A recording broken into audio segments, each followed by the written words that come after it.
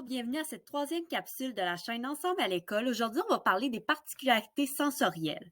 Je vous rappelle que les particularités sensorielles font partie des caractéristiques du deuxième critère diagnostique, qui est le caractère restreint et stéréotypé des comportements, paroles, intérêts observés chez les personnes TSA. C'est qu'aujourd'hui, je vais vous présenter l'aspect sensoriel, je vais vous parler de l'hypo et de l'hyperréactivité et je vais aussi à la fin de la vidéo vous glisser quelques mots sur les différents niveaux introduits par le DSM-5 pour au niveau du TSA. C'est que je vais vous parler de ça dans cette capsule. Ça dit que selon le DSM-5, l'hyper ou l'hyporéactivité sensorielle rentre, comme je vous l'ai dit plus tôt, dans le deuxième critère diagnostique. Ce critère-là, on se rappelle que c'est seulement 2 des 4 caractéristiques qui sont nécessaires pour un diagnostic. Ce n'est donc pas nécessairement l'ensemble des personnes autistes chez qui on va pouvoir observer de l'hypo ou de l'hyperréactivité sensorielle.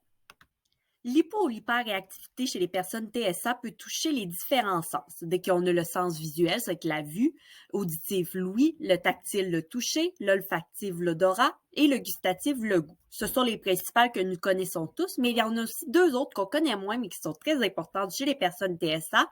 Premièrement, c'est le vestibulaire, qui est le sens de l'équilibre.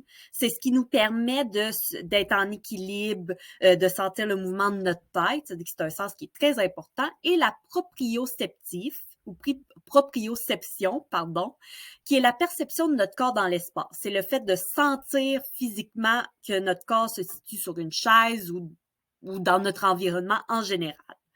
C'est important de savoir aussi que l'hypo ou l'hyper, ça peut toucher un sens différent. Ça peut toucher différemment chacun des sens. C'est que, par exemple, quelqu'un pourrait être hyper réactif au son, c'est à l'audition, à l'ouïe, mais être hyporéactif au toucher. C'est-à-dire que c'est quelque chose qui est 100% possible et c'est donc important de ne pas prendre ça comme étant quelque chose de coulé dans le béton. Il faut avoir une vision très variante de l'aspect sensoriel chez les personnes TSA. Maintenant, plus précisément, l'hyporéactivité, c'est le fait que la personne autiste ne semble pas réagir à certains stimuli. On a l'impression qu'elle ne réagit pas ou ne réagit moins que ce qu'on s'attendrait qu'elle réagisse face à un stimuli de n'importe quel sens que je vous ai nommé tantôt.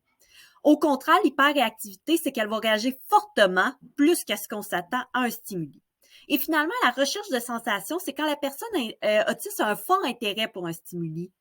Elle peut effectuer certaines actions dans le simple et unique but de sentir quelque chose au niveau du sens touché.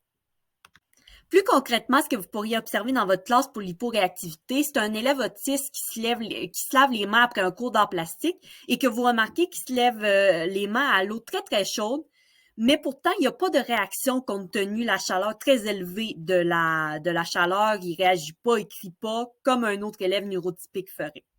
Pour l'hyperréactivité, vous décidez de faire travailler les élèves en équipe pour un atelier spécial de robotique. Les élèves sont très heureux, ils arrivent même de crier pendant l'atelier. Et tout d'un coup, l'élève autiste se bouche les oreilles et commence à pleurer, ce qui réagit fortement au bruit de la pièce. Et finalement, pour la recherche de sensations, vous pourriez remarquer qu'un élève autiste a emmené une nouvelle crème à main à la senteur d'agrumes en classe aujourd'hui et qu'il s'en met une épaisse couche puis qu'il la sent à plusieurs reprises. On pourrait observer là une recherche de sensations parce qu'il recherche à sentir l'odeur de sa crème en s'en mettant une grande quantité et à la sentant fréquemment. Maintenant qu'on a traité des différents critères diagnostiques, je vous permets d'introduire la notion de niveau qui a été introduite dans le DSM-5. C'est ce qui est venu remplacer les termes Asperger, TED, autisme de haut niveau qu'on pouvait entendre précédemment. C'est que le niveau 1, ça serait nécessite un soutien. C'est que la personne a besoin d'aide pour diminuer les impacts de son TSA au quotidien. Mais le soutien n'est pas nécessairement constant et de forte intensité. C'est généralement ces élèves-là que nous retrouverons dans les classes régulières au primaire. Pour le niveau 2, ça va être nécessite un soutien important, c'est-à-dire qu'il doit avoir vraiment du soutien nommé sur une façon constante. Les impacts peuvent rester importants malgré l'accompagnement aussi qui est offert. Et finalement, le niveau 3, c'est nécessite un soutien très important, c'est que le soutien est constant. Malgré l'accompagnement dans les différentes tâches de la vie quotidienne, les impacts peuvent rester très importants au niveau de l'autonomie de la personne. C'est que voici ce qui conclut cette troisième capsule et la dernière sur les critères diagnostiques. C'est que j'espère que ça vous donne une vision plus claire de ce que le TSA. Et dès les prochaines capsules, je vais traiter de l'intervention auprès de vos élèves TSA dans vos classes. Donc, n'hésitez pas à commenter, à aimer, à vous abonner et même à partager cette vidéo. Et sur ce, je vous dis à la prochaine!